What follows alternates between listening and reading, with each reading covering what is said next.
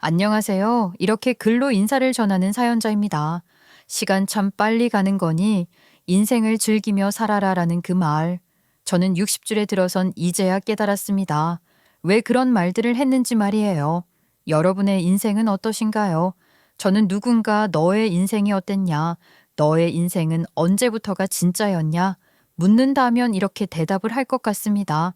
내 인생은 결혼 전과 후로 나뉜다고 말이에요. 정말로 그랬어요. 제 인생, 결혼하기 전까지 저는 그저 평범한 가정에서 평범하게 부모, 형제한테 사랑받고 잘 자라왔어요. 그렇게 평범하게 자라 당연하다는 듯 평범한 남자를 만나 결혼을 하게 되었죠. 어찌 보면 그저 평범하게만 살 것 같은 제 인생을 보고 하늘이 지겨움을 느꼈던 걸까 싶기도 해요. 그래서 너도 좀 다이내믹하게 살아봐야 하지 않겠냐 하며 이런 일을 겪게 한 것 같다는 생각이 들거든요.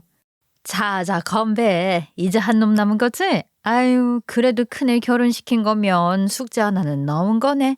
어떻게 된 게 자식 키우는 거는 일이 끝날 듯 하면서도 끝나지가 않나 모르겠어. 야 그래도 네가 우리 중에 제일 먼저 아들 장가 보낸 거야. 그러니까 말이야. 아유 진짜로 자식 낳아서 한순간도 마음 편히 살아본 적이 없는 것 같아. 자식 낳아봐야 부모 마음 안다고. 우리 부모님들이 얼마나 마음 졸이면서 사셨을지 내가 이제야 이해가 된다니까. 이제 우리 둘째만 장가가면 딱 끝인 거야. 아마 저처럼 장성한 자식이 있는 분들이라면 저의 마음을 많이들 공감하실 것 같네요. 아이들 어릴 때는 내 새끼 혹여나 다칠까 아플까 사소한 것들의 걱정에 마음 졸였다면 자식들 장성하고 나니 그 사소한 걱정에 여러 걱정들이 더 얹어지더군요. 자식들 다 커서 지 밥벌이하고 나도 내 인생 살면 되겠지 싶었는데 인생 쉽지 않았습니다. 몇 년 전 퇴직을 한 남편이 사고쳐서 퇴직금이랑 모아둔 돈 말아먹었던 그때 하필 또 우리 큰 아들이 결혼을 하겠다고 했어요. 큰 아들이 5살이나 연상이긴 하지만 돈 좀 있는 여자랑 결혼해서 집도 여자가 해왔거든요. 야, 그나저나 며느리 얼굴 보니까는 그 보통 아니겠더구먼. 너 정말 괜찮겠어? 요새 시어머니들이 오히려 며느리들 눈치 보고 산다고 하잖아. 더군다나 며느리가 집 해왔다면서. 그거 가지고서 괜히 너 기죽고 그러지 말어라. 초장에 딱 기자고 들어가라 이 말이야. 아유, 걱정도 많다. 집 해온 거 가지고 내가 뭘. 그리고 우리 며느리? 아유, 애 괜찮아. 얼마나 괜찮은지 몰라. 얘가 아주 그냥 얼마나 싹싹한데. 거짓말이었어요. 몇몇 사람들이 며느리가 집까지 해오고 아들이 여자 잘 만났다. 사돈댁이 잘 살면 도움받을 것도 많아 좋겠다라고들 했지만 그게 마냥 좋아할 일이 아니었죠. 친구한테는 걱정 말라고 너스레를 떨었지만 며느리가 아주 상전이었거든요. 아주 그냥 상전도 그런 상전이 없다니까요. 물론 제가 우리 며느리가 집을 해오는데 그걸 가지고서 옳다구나, 땡 잡았다 하지는 않았었어요. 남의 집 귀한 딸을 며느리로 맞이하는 건데 여러모로 저는 부담이 더 컸었어요. 그저 잘해줘야겠다. 내 딸같이 여기고 잘해줘야지. 그렇게 마음 먹고 또 마음을 먹었습니다. 그런데 며느리가 집을 해온 거며 이것저것 자기네 재력이 더 좋다는 걸 가지고 상전 노릇하려고 드니 그거 참 힘들더라고요. 아무래도 여자 쪽으로 기운 결혼이었던 건 맞았으니 저 정말 꾹꾹 참았죠. 아들 내미 장가 가는데 집 한 채 번듯하게 해주고 싶었는데 남편이 퇴직금을 날리는 바람에 그것도 무산이 되었으니 그래서 애초부터 저는 며느리한테 미안한 마음을 갖고 있었다니까요. 굳이 며느리가 나서서 상전 노릇을 하지 않아도 제가 알아서 잘해주려 했다. 이 말입니다. 하지만 며느리는 애초부터 저를 아주 잡아먹으려 달려들었어요. 친구가 말한 것처럼 며느리도 초장에 제 길을 잡으려 했던 걸까요? 어머님, 저는 딸 같은 며느리 없고 친정엄마 같은 시어머니 없다고 생각을 해요. 그래도 명절, 어버이날, 생신날은 제가 며느리로서 할 도리는 하겠습니다. 하지만 그 외에 있어서는 저는 저희 친정 부모님 챙기고 이 사람은 어머님, 아버님 챙기는 걸로 이야기했어요. 그래, 엄마. 우리 그렇게 하는 게 좋을 것 같아. 나도 처갓집에 딱 그 정도 손까지만 알 거고. 우리 둘이서 많이 고민하고 상의한 내용이야. 엄마 아빠가 이 부분은 이해해 주셨으면 해요. 아니, 지금 이게 무슨 소리야? 너희 지금 우리한테 이해를 하라고 하는 거냐? 아니면 뭐 어떻게 받아들이라는 거야? 아들 내외가 하는 말이야. 자기네들이 합의를 봤다는 거지. 저랑 남편한테 선언을 한 거나 다름없는 거였잖아요. 이게 사람이 참 그렇더라고요. 물론 아들 부부 내외가 자주 오길 바라는 건 아니지만 대놓고 저렇게 말하는 건 굉장히 많이 섭섭하대요. 마치 무슨 선이 떡하니 생긴 것 마냥 그렇게 느껴졌어요. 웬만하면 참고 이해해 보려 했던 저였지만 저도 섭섭해서 그렇게 딱 정해놓는 건 아니지 않냐고 말이 입 밖으로 나가고 말았어요. 해도 해도 너무하다는 생각이 들었거든요. 아니, 얘 아가야, 네가 그렇게 말하기 전에 우리는 이미 너희 결혼시킬 때부터 시집살이 시킬 생각은 없었어. 아니, 그런데 말을 그렇게 하는 건 좀 아니지 않니? 엄마, 우리가 합의문고라니까. 그렇다고 해서 우리가 뭘 안 하겠다, 얼굴을 안 뵙고 살겠다 그런 게 아니잖아. 내가 너한테 말했니? 너는 가만히 좀 있어. 내가 지금 네 안사람이랑 이야기를 하는 거잖아. 얘 큰애야. 방금 네가 우리한테 찾아와서 이 자리에 앉자마자 이야기를 하는 건 너희가 우리한테 대화를 하자고 하는 게 아니라 그냥 통보를 하는 거밖에 안 되지 않니? 너희 그렇게 생각 안 하는 거야? 아니면 못 하는 거니? 이건 아니다는 생각이 들어 말을 딱 잘라서 해버렸죠. 아니, 도대체가 저나 남편이 자기네들한테 무슨 짓을 했다고. 정말 아무것도 안 했어요. 신혼여행 가서 전화를 걸어왔을 때도 우리한테 연락하지 말고 너희들끼리 시간 잘 보내라. 다녀와서도 얼굴 보러 올 것 없이 너희 여독 풀고 회사 나갈 준비하면서 좀 쉬어라. 그렇게 했다, 이 말입니다. 그런데 저렇게 나오니 저나 남편이나 이거 뭐 어이가 없는 상황인 거죠. 정도껏 해야지. 저건 그냥 남으로 지내자는 거잖아요. 제가 저렇게 말했더니만 똑 부러지다 못해 아주 그냥 강철 같은 며느리님이 표정 싹 굳어서 지 남편한테 툴툴거리더군요. 그것도 저랑 남편이 있는 앞에서 말입니다. 봐봐, 내가 뭐라고 그랬어? 어머니 분명 이렇게 나오실 것 같다고 자기한테 말하라고 했잖아. 왜 나를 이상한 사람으로 만들어? 너 지금 이게 뭐 하는 거니? 나랑 너희 시아버지 앞에 두고서 지금 내가 너한테 지금 욕을 했니 뭐를 했니? 어디서 시부모 앞에서 지금 뿔대를 부려? 어머니, 제가 뿔대를 부린 게 아니라요. 아, 아니에요. 하? 너 지금 한숨 쉰 거니? 도대체 뭐가 그렇게 불만이니? 아니, 어디 한번 대놓고 이야기를 해봐. 결국 말하다 말고 말다툼으로 번졌어요. 여러분, 제가 이상한 건가요? 솔직히 저는요, 저때 자다가 물벼락 맞은 상황 그 자체였어요. 며느리라는 얘가 하는 말 들으셨죠? 아니, 저거 말하는 싸가지 하며 행동이 너무 어처구니 없지 않나요? 제가 통보를 하는 건 좀 아닌 것 같다고 말을 했더니만 아주 그냥 보란 듯이 지 남편한테 대놓고 저렇게 말하는 꼬락서니를 보세요. 제가 저게 좋게 보이겠냐 이 말입니다. 아주 그냥 제가 저때 아주 딱 느꼈다니까요. 내가 집에 사람을 잘못 들였구나 하고 말입니다. 그리고서 며느리라는 게 지가 말한 것들을 뭐 잘 지켰는 줄 아세요? 생일, 명절, 어버이날 오겠다, 뭐 어쩌겠다 하더니만은 개뿔. 며느리년 정작 생일날도 안 쳐왔어요. 말로는 아프다고 하는데 진짜 아프긴 한 건지. 그 말도 솔직히 믿음이 안 갔어요. 그런데 사람이 거짓말하고 못 살고 영원한 거짓은 없다고. 저 딴짓 하다가 정말 얼마 안 가서 바로 꼬리를 밟혀버렸다니까요. 그때가 아마 제 생일 3일 뒤인가 그랬을 거예요. 하여간에 아주 푼수요, 푼수. 아니, 얘는 왜 이런 거를 굳이 하나부터 열까지 다 올린다니. 누가 거기가 1박에 얼마고 뭐 얼마나 좋은 데인지 그런 거 궁금하대? 뻔히 다른 애들도 다 그런 거 불편해하는 거 알면서 꼭 이러더라. 내 말이 누가 아니래. 아이고, 아이 자랑도 정도껏 해야지 말이야. 아이고, 야, 이거는 양반 못 된다. 나한테 갠톡 보냈네. 다음 주에 리조트 가볼 생각 있냐고. 아유, 재수없어 하여간. 안 받아야지. 너도 일일이 그거 톡에 다 좋겠다 뭐 이런 거 대답해주지 말어. 꼭 친구들 중에 그런 친구들 있잖아요. 반지를 새로 샀으면 하루 온종일 두통 있다고 그 반지 사람들이 알아봐 줄 때까지 머리에 손 얹고 자랑질하고 싶어서 난리 난 사람 말이에요. 저희 친구들 사이에서도 그런 친구가 한 명 있었거든요. 실명 얘기하면 좀 그러니까는 미숙이라고 할게요. 그 미숙이년이 하필 제 생일 얼마 지나지 않은 그때 단톡방에서 주말에 아들이랑 며느리랑 같이 리조트 갔다 왔다고 동영상이랑 사진 보여주는데 그거 아주 보는데 부러워 죽겠더라고요. 미숙이네는 저렇게 며느리들도 시어머니 살뜰히 모시는데 나는 내 생일 때도 며느리 아프다고 아들놈만 왔었다는 그게 얼마나 부럽기도 하고 짜증났는지 몰라요. 물론 며느리가 아프다고 하니 어쩔 수 없는 거지만 가족 전체가 단란하게 모여서 저렇게 리조트도 가고 하는 게 너무 부럽더라고요.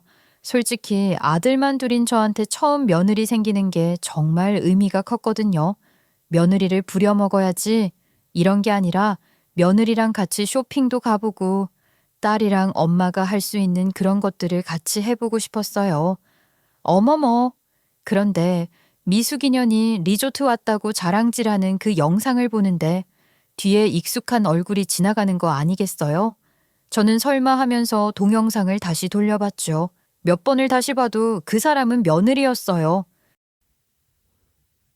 아유, 이거 봐봐. 이거 큰애 맞지? 내가 잘못 본 거 아니지 지금? 큰애 맞네. 아니 그런데 얘가 저기 왜 있는 거야? 애들이 놀러 갔을 때 당신한테 보낸 거야? 왜 나한테는 안 보냈대? 예전에 찍은 게 아니라 미숙이가 우리 단톡방에 올린 거야. 지 아들 내외랑 리조트 놀러 왔다고 영상 찍어서 보낸 거라고. 아이고 내가 못 산다. 뭐? 아파? 뭐 어디가 아프대? 아니, 아프다고 며칠을 알아누웠다는 며느리년이 왜 저기 있는 건가 싶었습니다. 제가 저렇게 화가 나고 어처구니 없었던 이유는 여기 있었어요. 저는 그 영상에서 며느리를 발견하고 나서는 곧장 친구한테 전화를 걸어 이 리조트 언제 갔냐고 물어봤죠. 근데 리조트 가서 이 영상을 찍은 날이 제 생일이었던 겁니다. 아픈 년이 대체 어떻게 저기 가 있는 거냐 이거예요. 저도 그냥 모른 척하고 넘어가고 싶었는데 그러지 못했어요. 솔직히 저도 그동안 며느리한테 쌓인 게 있잖아요. 미숙이한테 정확히 일자 확인하고 나서 저는 곧바로 아들한테 전화해서 다 알고 있으니 솔직히 말을 하라고 했어요. 내 와이프 진짜 엄마 생일날 아팠던 거 맞냐고 말입니다. 그랬더니만 아들이 우물쭈물하다 이야기를 하더라고요. 아니야 엄마한테는 다음 주에 찾아뵈려고 했어. 집사람이 장인 장모님 모시고 리조트 가기로 했었는데 그날이 엄마 생일인 걸 깜빡하고 그때 예약해버렸다지 뭐야. 이미 예약해둔 건데 안 가면 손해잖아. 그래서 내가 그냥 가라고 한 거야. 저는 열이 받을 대로 받아왔던 터라 버럭 언성을 높였어요. 그렇게 오기 싫으면 오지 말지 거짓말까지 처하면서 놀러 가냐고 뭐라 했죠. 그렇잖아요. 차라리 솔직히 말을 하던가. 물론 서운할 수는 있겠지만 제가 거기다 대고 예약이고 나발이고 오늘 내 생일이니 당장 와라 이랬겠냐고요. 거짓말했다는 게 아주 괘씸했어요. 세상에 그런데 그걸 옆에서 며느리가 듣고 있었던 건지 며느리년이 전화를 받아서는 적반하장으로 굴더라니까요. 어머니 왜 또 꼬아들으세요? 뭐? 꼬아들어? 꼬아? 너 지금 나한테 뭐라고 그랬어? 다시 말해봐. 어른한테 뭐? 꼬아들으세요? 너 지금 그게 할 소리야? 네가 지금 나한테 그 말이 먼저 튀어나온 게 맞냐 이거야. 보세요. 지금도 제가 한 말 꼬아서 들으시잖아요. 어머님 생신 일부러 안 챙기려고 한 게 아니라고 이가 말씀드렸잖아요. 왜 못 믿으시고 가기 싫어서 그랬단 식으로 생각하세요? 대신 용돈 두둑하게 보내드렸잖아요. 어차피 어르신들 생일날 기대하는 게 용돈 받는 거 아니에요? 너 지금 뭐라고 그랬어? 너 도대체 뭘 어떻게 배워먹었길래 이 난리야? 내가 너희 결혼할 때 집 하나 못 해준 게 이렇게까지 무시당할 일이냐 이 말이야. 됐다. 명절이고 뭐고 아예 오지 마. 나 너 같은 며느리 둔 적 없으니까 우리 서로 보지 말고 살자. 그래. 결국 며느리랑 저랑 사이가 엄청 안 좋아져서 심지어 명절날도 안 보게 되고 아들만 오게 되었어요. 명절날에 온 아들도 저는 아들 얼굴도 제대로 안 봤었습니다. 그 녀석도 아주 그냥 똑같이 느껴졌었거든요. 그렇게 큰 며느리랑 된통 틀어지고 지지고 볶고한 게 큰아들 내외 결혼하고서 1년 동안 벌어진 일이었어요. 그렇게 우여곡절 일 다 겪고 큰아들 결혼하고 2년 지나고 나서 마침내 둘째까지 다 결혼시켰네요. 아주 속이 다 시원하더라고요. 환갑 넘어 둘째까지 모두 결혼까지 시키고 나니 그래도 나도 내 할 도리를 다 했다 뿌듯해하고 있었습니다. 인생에 주어진 정말 크나큰 숙제 하나를 딱 해결한 것 같았거든요. 그런데 그 해방감을 느끼는 것도 아주 잠시였죠. 저는 남편에게 청천벽력 같은 선언을 듣게 되었거든요. 내가 꿈을 너무 잘못 꿔서 그런가 봐. 내가 꿈을 너무 잘못 꿨어. 내가 그런 꿈을 괜히 꿔서는. 아니야. 왜 당신 꿈 때문이라고 생각해, 이 사람아. 아이, 그런 거 아니야. 당신 꿈 때문에 그런 게 어디 있어. 당신 때문 아니야. 그럼 누구 때문인데. 이제 좀 둘 다 마음 편히 사나 했더니 이게 대체 무슨 일이냐고. 남편한테 청천벽력 같은 소식을 들었던 그날 안 그래도 꿈자리가 뒤숭숭했던 날이었어요. 꿈이 워낙에 찝찝하고 기분이 안 좋아서 그래서 일어나자마자 현관에 소금 뿌리고 그랬었거든요. 꿈에서 제가 물을 밟고 서 있는데 물이 새까매요. 그렇게 새까말 수가 없는 색이었죠.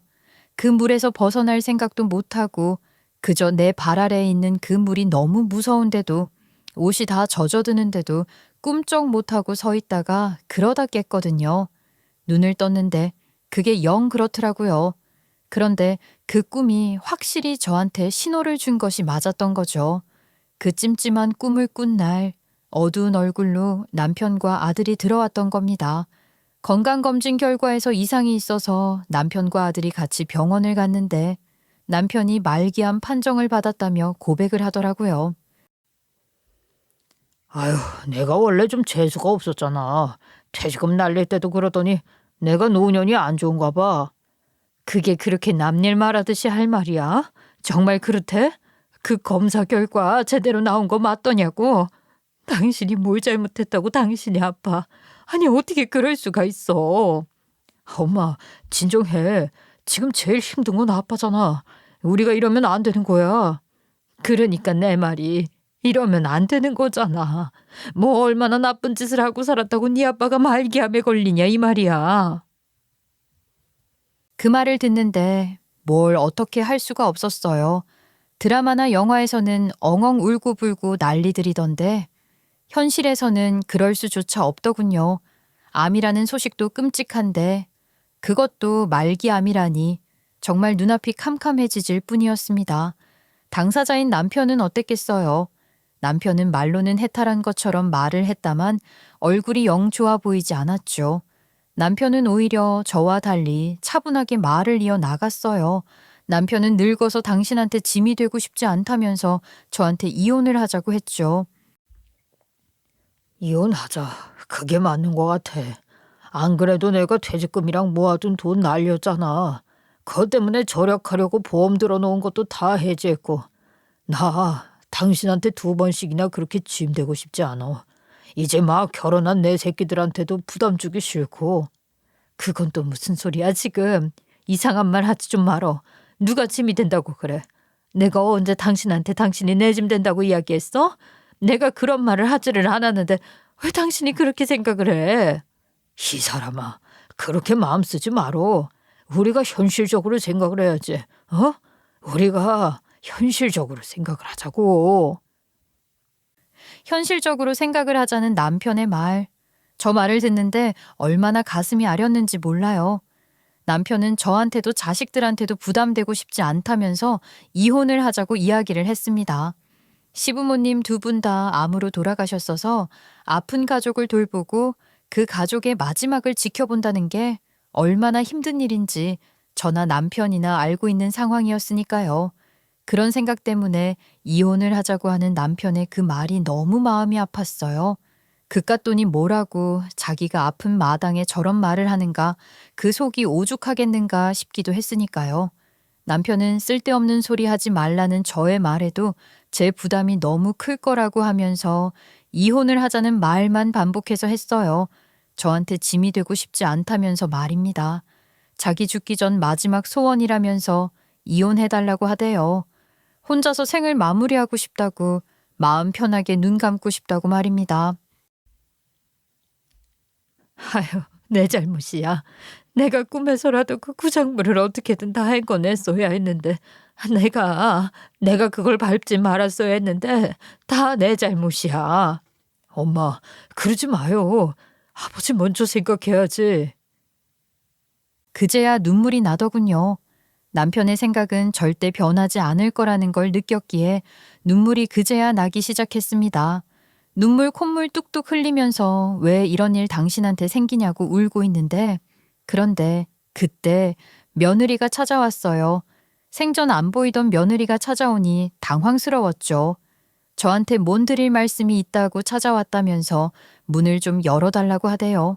그래서 일단 문을 열어줬습니다. 며느리는 울고 있는 제 얼굴을 보고 무슨 일이냐고 물어봤어요. 그래서 저는 울면서 얘기를 했죠. 내 시아버지가 암인데 그것도 말기암이라고 말입니다.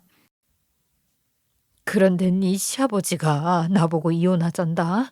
자기 짐 되기 싫다고. 아유, 이걸 어쩐다니. 말기암이요? 어머니, 그걸 지금 믿으시는 거예요? 너 정말 이럴 거냐? 네 시아버지가 암이라고? 말기암. 너 이렇게 찾아와서 내 속 뒤집어 놓을 거면 앞으로 그냥 영영 오지 말어라. 나중에 네 시아버지 돌아가시고 나 세상 떠나도 우리 장례식장에 발도 들이지 말어.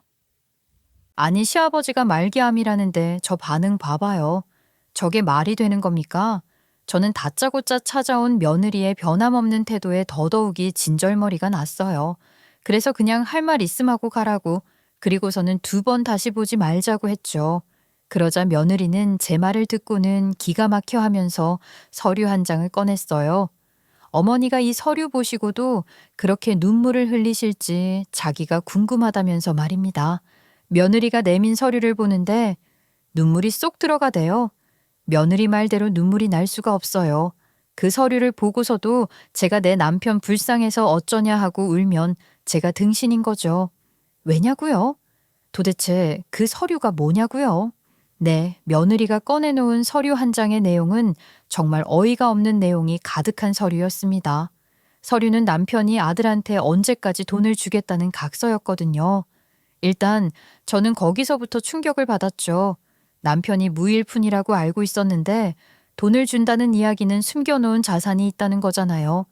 제가 여러분한테 앞전에 얘기했었잖아요. 남편이 퇴직하고 나서 그 돈 사고 쳐서 말아먹었다고요. 그거 사실 주식했다가 말아먹은 거였거든요. 도무지 말도 안 되는 상황이었죠. 네, 어머니, 눈물 안 나시죠? 눈물 안 나실 줄 알았어요. 이렇게 하나부터 열까지 저 사람이랑 아버님이 어머님 뒤에서 뒤통수나 쳐댔는데 그 사실을 알고도 어머니가 눈물을 흘리시면 안 되는 거죠. 어머니, 아버님이 정말로 재산을 다 날렸을 거라고 생각하신 거예요? 너 지금 무슨 소리 하는 거야? 말을 좀 정확히 해. 나 지금 너랑 스무고개 할 정신 없으니까 너 말 정확히 해. 예, 이게 지금 뭐야? 어떻게 된 거야? 뭐긴요. 어머니랑 제가 어머니 남편, 제 남편한테 뒤통수 맞은 거죠. 당신이 말할래? 그래, 네가 감히 쪽팔리고 죄스러워서 말을 못해야지. 적어도 네가 너희 아빠랑 한 짓이 뭔 줄 알고 있어야지. 당신 지금 무슨 말을 하는 거야? 며느리가 하는 말은 정말 하나부터 열까지, 처음부터 끝까지 죄다 충격적인 사건의 연속이었습니다. 며느리 말을 들어보니 남편은 주식으로 돈을 말아먹은 척한 거였어요.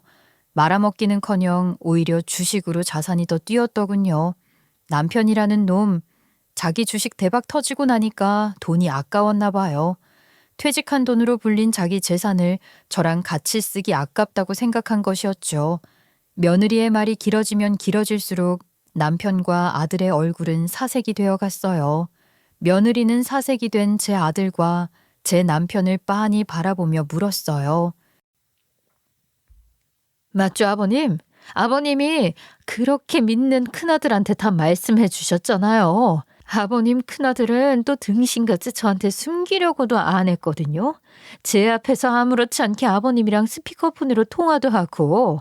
너, 네 안사람 앞에서 다 통화한 거야? 에라이 등신 같은 놈아. 너랑 나 둘만 알아야 하는 일인데 그거를 왜? 아유, 이 등신 같은 놈. 이 모자란 놈아. 아이 아파요. 이 사람 어차피 엄마랑 사이도 안 좋으니까 그래서 당연히 입 다물고 있을 거라고 생각한 거죠. 나라고 이 사람이 이럴 줄 알았겠냐고요. 내가 너랑 같은 수준일 거라고 생각을 한 거야? 와, 아버님 말씀대로 이 자식 이거 등신 맞네요. 아버님 아들이 이렇게 등신같이 구는데 그런데 어떻게 제가 모를 수 있겠어요. 어머니, 아버님이 말기암이요? 말기암에 걸린 사람이 동남아 가서 어린 여자 끼고 살 생각을 해요? 대체 누가 그런데요? 며느리 말을 들으면 들을수록 기가 찼어요.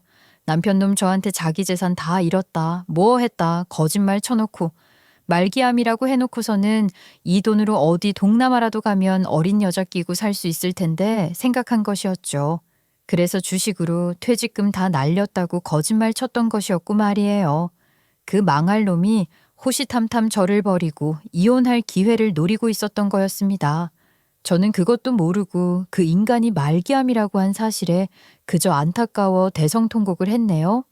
남편도 자식들이 이혼 가정이라고 흠 안 잡히려면 다 결혼시키고 이혼하는 게 나으니까 때를 기다린 것이었고 그걸 큰아들은 다 알고 있었던 겁니다. 그 배신감이란 정말 이루 말할 수가 없었어요. 그 와중에 암 판정받은 건 사실이긴 하더라고요. 그런데 다행히 조기에 발견해서 치료하면 괜찮을 가능성이 높았던 거였죠. 그런데 남편은 이걸 말기암인 것처럼 속인 거고요. 며느리가 다 말해줬어요. 남편이 내 재산 너한테 조금 떼어줄 테니 제가 믿을 수 있게 아들 보고 같이 거들어 달라고 한 것까지 말입니다.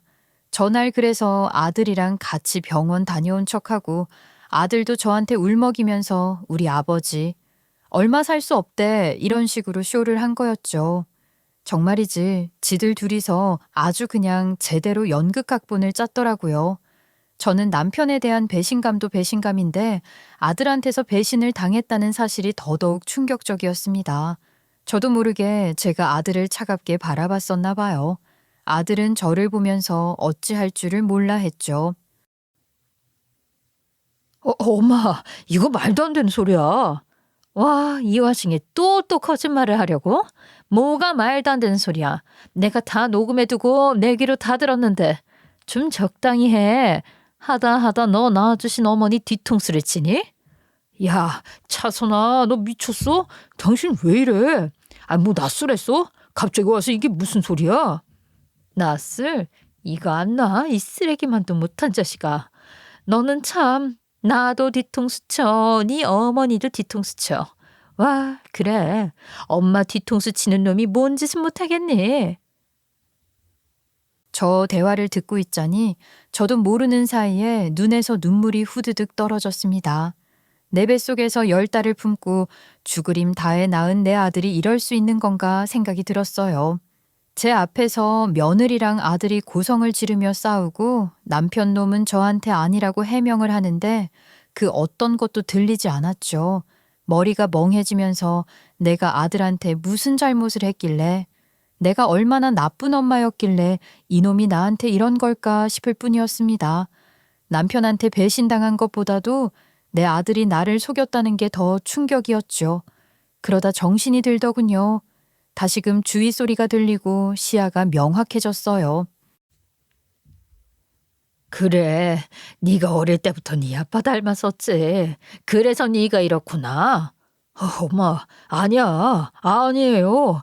이거 지금 이 사람이 상황 이상하게 몰아가려는 거라니까. 엄마, 내가 엄마 자식이야. 내 말을 들어줘야지. 왜 내 말 안 듣고 이 여자 말을 들어? 이 여자? 엄마 생신 때도 얼굴 한번 제대로 안 내비친 여자야. 그런데 무슨 이 여자 말을 듣고 지금 이러는 거냐고. 환장한다. 어머니, 제 말 믿기 싫으면 믿지 마세요. 그런데요, 적어도 저는 어머니를 시어머니로만 보는 게 아니라 같은 여자로서 어머니 인생이 너무 안타까워서 저 혼자 이 개 같은 놈 등질까 하다가 어머님도 구해드리려고 찾아온 겁니다. 그래, 내 배 아파 낳은 새끼가 내 새끼가 아닌가 보다.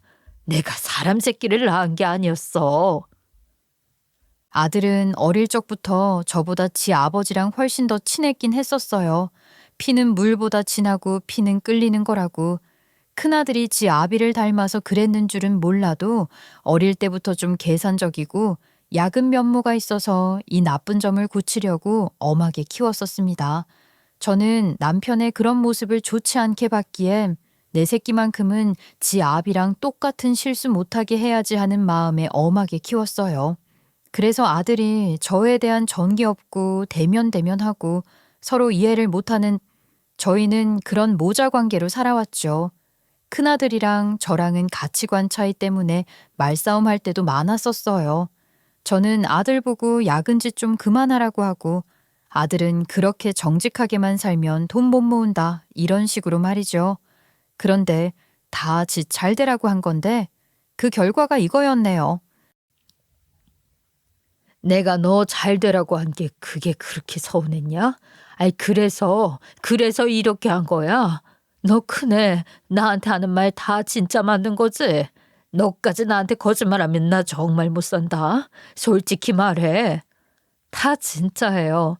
저도 지금 어머님 아드님한테 뒤통수 제대로 맞았는데 제가 뭐 한다고 이 쓰레기 같은 놈 위해서 거짓말을 하겠어요.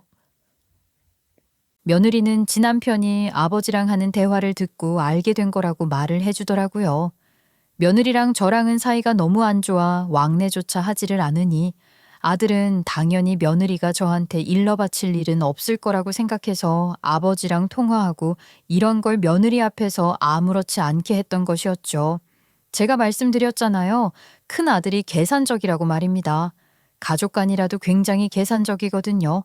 그래서 혹시라도 남편이 나중에 딴 말 할까 봐 돈 주겠다는 각서까지 받아놓은 거였네요. 그리고는 며느리가 책상 서랍에 있는 그 각서를 가져온 것이었죠. 며느리가 이렇게까지 저에게 말한 이유요? 네. 며느리가 저한테 자기도 뒤통수 맞았다고 했던 게 제 아들이 바람 폈기 때문이더라고요. 아주 가지가지를 하고 다닌 모양이더군요. 아들은 며느리한테 지 바람 피운 걸 들킨지 몰랐지만 며느리는 사실을 알고 복수를 준비했던 모양이었어요. 제 아들이 바람 피운 거 알게 되니 개 화나서 이를 갈아서 저한테 저 서류며 다 들고 온 거였죠. 내가 어떤 심정으로 너랑 같이 마주보고 앉아서 밥을 먹고 너랑 말을 섞었을지 네가 알긴 할까?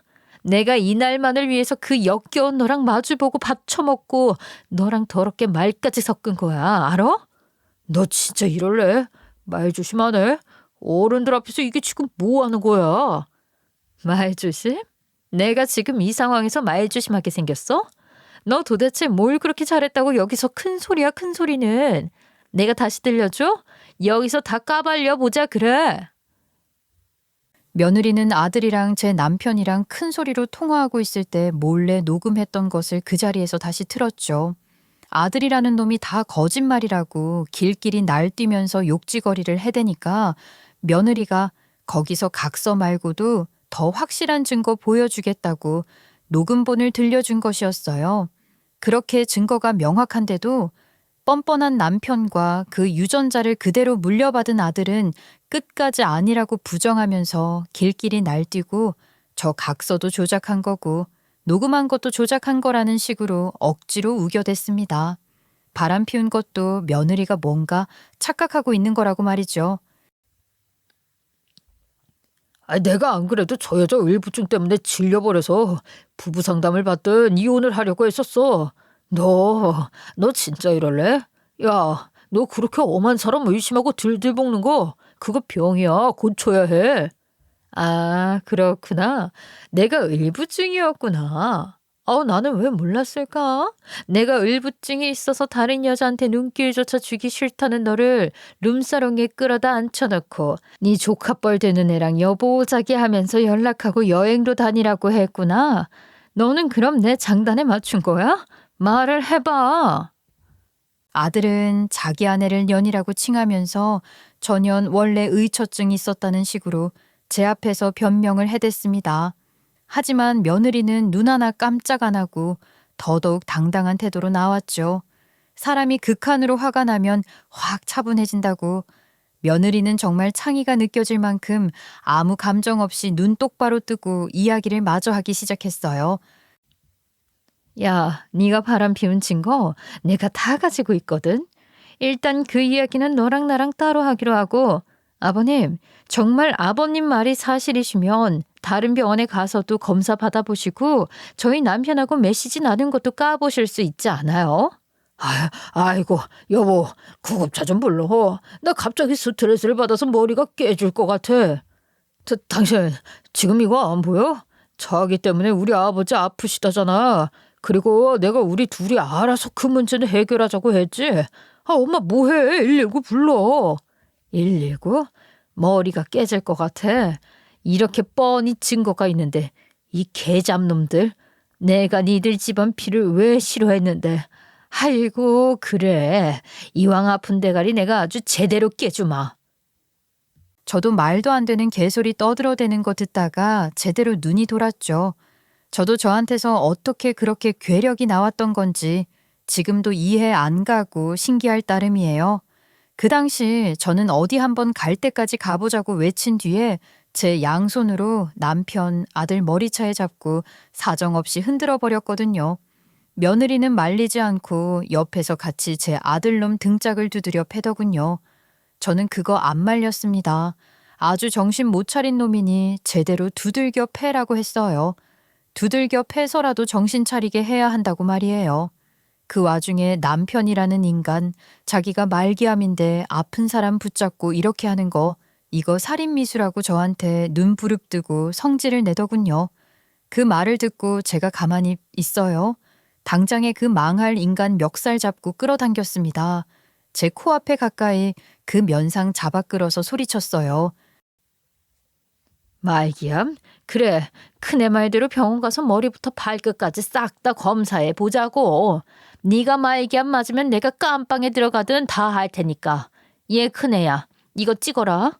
내가 이 망할 놈 이거 머리채 뜯는 거 찍어. 대단하신 말기암 환자 내가 두들겨 패는 거 나중에 깜빵에 넣을 때 쓰게 찍어. 이 여자가 왜 이래? 뭐를 찍어? 이거 안 와. 이거 놔. 이것들이 미쳐도 단단히 미쳐네. 이게 지금 뭐 하는 짓들이야? 이거 안 놔? 미쳐? 그래 미쳤다 미쳤어. 너 오늘 한번 나랑 끝까지 가보자고. 네가 나를 두고서 내 뒤에서 개짓거리하면서 뒤통수를 쳐? 그렇게 돈이 아까워서 멀쩡한 집안 재줄 수 있는 거를 안 해줘서 네 아들놈 처가에서 눈치 보게 만들고 나를 죄인으로 만들었냐? 네가 그러고도 인간이야? 말은 바로 해. 내가 주식 투자 잘해서 번 돈을 내가 왜 너한테 주냐? 네가 집구석에서 빨래하고 설거지하고 밥 짓는 거 말고 한 게 뭐가 있다고 내가 너한테 내 돈을 줘. 말 그대로 개판, 아주 그냥 개판이 제대로 났었습니다. 며느리는 눈 하나 깜짝 안 하고 제가 시킨 대로 그 상황 다 찍어뒀네요. 그 와중에 아들이라는 놈은 지 와이프 핸드폰 바에 서서 그 녹음본 없애겠다고 난리를 치지를 않나. 정말이지. 제 인생에 가장 평범해야 할 중년의 인생에 아주 제대로 파도가 치기 시작했어요. 저요? 그날 그 인간 멱살 잡고 바로 병원으로 끌고 갔어요. 너 어디 한번 제대로 까놓고 두고 보자고 말입니다. 그렇게 끌고 가서는 그 인간 검사 싹 다 시켰네요. 검사 결과요? 당연히 말기암 아니었죠. 암은 맞았어요. 아까 말했던 것처럼 암 초기였습니다. 위암 초기더군요. 항암도 안 하고 수술로만 할 수 있는 단계였어요. 의사가 말기암은 무슨 말기암이시냐? 그런 말을 하니까 남편 놈이 말을 바꾸대요. 나는 이 암이라는 것 자체가 청천벽력같이 느껴졌어. 당신도 알잖아. 우리 어머니 아버지 두 분 다 암으로 돌아가시는 거 내가 얼마나 힘들게 생각했었는지 다 당신이 옆에서 봐서 다 알잖아. 여보, 나는 이 암 초기라는 게 나한테는 심적으로 말기암처럼 느껴졌었다. 그렇게 당신한테 말을 한 거야. 당신 위에 암이 있는 게 아니라 머리에 암이 생긴 거 아니야? 당신이 지금 하는 말이 말 같다고 생각을 해서 나한테 지금 짓거리는 거지? 너는 인간 아니다. 너는 인간이 아니야. 내 배 아파 낳은 내 자식 새끼도 인간 아니고 내가 한평생을 내 남편이라고 믿고 산 너도 인간 아니야. 이 사람아, 목소리 안 낮춰? 아유, 어디서 큰 소리야. 동네 망신 다 당할 일 있어. 동네 망신? 동네 망신이 왜? 이미 며느리 앞에서 그렇게 개망신을 당하고 개짓거리를 다 했는데 뭐를? 이왕 망신 당하는 김에 다 늙은 마당에 이혼하자. 아주 좋네. 이혼하자고. 하나부터 열까지 진실이 하나 없고 전 뒤집듯이 말을 저렇게 뒤엎어버리는 저런 인간을 제가 어떻게 믿고 살겠습니까? 어떻게 믿고 노년을 살아갈 수가 있겠어요? 저는 바로 이혼을 하기로 마음을 먹었어요. 자식이고 남편이고 아주 정이 뚝 떨어지더군요. 그건 며느리도 마찬가지 아니었겠어요. 며느리 역시 제 큰 아들과 이혼을 준비했습니다. 참 개망신도 이런 망신이 없죠. 아들이랑 아비가 똑같이 이혼을 하다니 말입니다. 말 그대로예요. 모든 진실이 드러난 순간 제 아들은 이혼당했고 제 남편이라는 그 개 같은 놈도 저한테 이혼을 당해버렸어요. 이혼 사유도 얼마나 쪽팔리는 건지 몰라요. 아들놈은 불륜해. 아비라는 놈은 조강지 저한테 거짓말이나 해서 재산 빼돌리려 하고 참내 제가 살다 아들 내외랑 같이 이혼하러 법원 갈 거라고 생각도 못했습니다. 여러분도 듣도 보다 못하신 일 아닌가요? 정말이지. 사람 일 모른다고? 저는 제 인생에서 이런 일이 벌어질 거라고는 생각도 못했습니다. 이런 일 생겼다고 해서 절대로 어머니 인생이 잘못된 거라고, 어머니가 잘못해서 이런 일 벌어진 거라고 생각하시면 안 돼요. 저는 그게 가장 염려가 되네요. 절대로 어머님이 잘못해서 이런 일 생긴 거 아니에요. 알지, 다 알아. 내 잘못 아닌 거. 그런데 내 자식놈이 내 뒤에서 내 뒤통수 치료했던 거는 그건 아무래도 시간이 좀 걸릴 것 같다. 그래도 네 덕에 내가 다 알았지 뭐. 그 사람이 그런 것도 어머님 잘못 아니니까 정말 그렇게 생각하지 마세요. 어머니, 그리고 저희가 사이가 안 좋았던 건 사실이잖아요. 그렇지만 지난번에 제가 말씀드렸던 것처럼 같은 여자로서 저는 어머니를 바라본 거예요. 이제는 전 며느리가 된 그 아이는 저한테 참 담담하게 이런 말을 해주었어요. 어머니와 내가 고부 관계로서는 사이가 안 좋았지만 그래도 같은 여자로서 쓰레기 같은 남자 만난 동병상련의 감정을 느낀다고 좋은 변호사 필요하면 도와드리겠다고 말입니다. 참 희한하죠. 비로소 그때가 되어서야 저는 전 며느리랑 허심탄회하게 서로 이야기를 나눌 수 있게 되었던 거예요. 그때야 진실을 알게 되었죠. 전 며느리가 저를 더 안 좋게 생각했던 건 남편의 이간질 때문이었다는 걸 말입니다. 제 아들의 이간질 말이에요. 글쎄 그 녀석이 거짓말을 했더군요. 우리 엄마 돈 엄청 밝힌다. 이런 말을 해대면서 말입니다. 그러니 전 며느리 입장에서 결혼을 할 때 제가 좋게 보였겠어요. 좋게 보일 리가 없었던 거예요. 저한테 그랬어요. 집을 제가 해가는 것도 어머니가 돈 있으신데 일부러 안 내주시는 거라고. 당신 아들 귀한데 장가 보내는 마당에 집까지 해야 했냐고 하셨다고요. 그래도 결혼 못하는 것보다 이게 낫지 않겠냐고 하더라고요. 저도 미쳤죠. 그런 인간 뭐가 좋다고. 결혼하고 싶어서 그냥 꾹 참고 한 거였어요. 그 인간이 가운데서 생쇼를 한 것도 모르고요. 아이고 두야. 그러면 왜 나한테 물어볼 생각을 안 했던 거냐. 내가 아는 네 성격이면 너 나한테 물어보고도 남았을 텐데. 그 사람이 어머니랑 말해봤자 절대로 그 말에서 이기지 못할 거라고. 그냥 무시하라고 했었어요. 어차피 결혼하고 나서 절대로 어머니랑 저랑 같이 있게 하지 않을 거니 굳이 가까워지려고 하지 말라고요. 도대체 그 녀석은 왜 그렇게 말을 했던 것일까요? 저 같아도 결혼하기 전부터 남편 될 사람한테 시어머니에 관해 저런 말을 들었다면 시어머니 꼴도 보기 싫었을 것 같아요. 그렇게 아들이 저를 돈밖에 모르고 내 아들만 잘났다 여기는 사람으로 몰았으니 며느리가 그렇게 말을 했던 거죠. 그래서 생일날 어차피 용돈 바라는 거 아니냐고 빚고 왔던 그 말 말이에요. 당연히 그렇게 말이 나왔을 거라고 그제야 생각이 들고 며느리의 행동이 이해가 되었죠. 어찌 보면 그것은 며느리의 행동이 아니라 며느리가 아들의 행동에 의해 조종되었다 생각이 들었습니다. 그제야 서로 간의 오해가 풀린 저와 전 며느리는 진짜 서로를 알고 서로 이야기를 할 수 있게 되었던 거예요. 그러니까 저한테 다 물어보시고 도움 필요하다고 느끼시는 거 다 말씀해 주세요. 제가 약속드렸잖아요. 이 부분에 있어서는 며느리와 시어머니 관계가 아니라 정말 같은 여자 대 여자로서 도움드리고 싶다고요. 전 며느리는 저에게 절대 합의 이혼해주지 말고 소송 걸어서 재산 분할 제대로 받아먹으라고 했었어요. 아무래도 제가 잘 모르고 어찌해야 할지를 몰라 하니 이혼 전문 변호사랑 얘기할 때도 같이 해줬고요.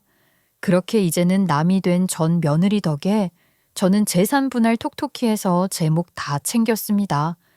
큰아들 놈은 돈 있는 며느리한테 이혼당했으니 완전 나가리 되어버렸고 남편은 저한테 재산 뺏긴 게 너무 아까워서 그 손해를 만회해 보려고 무리하게 주식과 투자를 하다가 오히려 있던 재산도 다 날려버렸다고 들었네요. 그 소식은 지 개털되었다고 엄마가 나 좀 거둬달라고 찾아온 큰아들 놈한테 들었고요. 저는 저를 찾아온 큰아들 놈한테 소금 한 바가지 끼얹고 꺼지라고 했습니다. 2번 다시 보지 말자고 하고서 말이에요.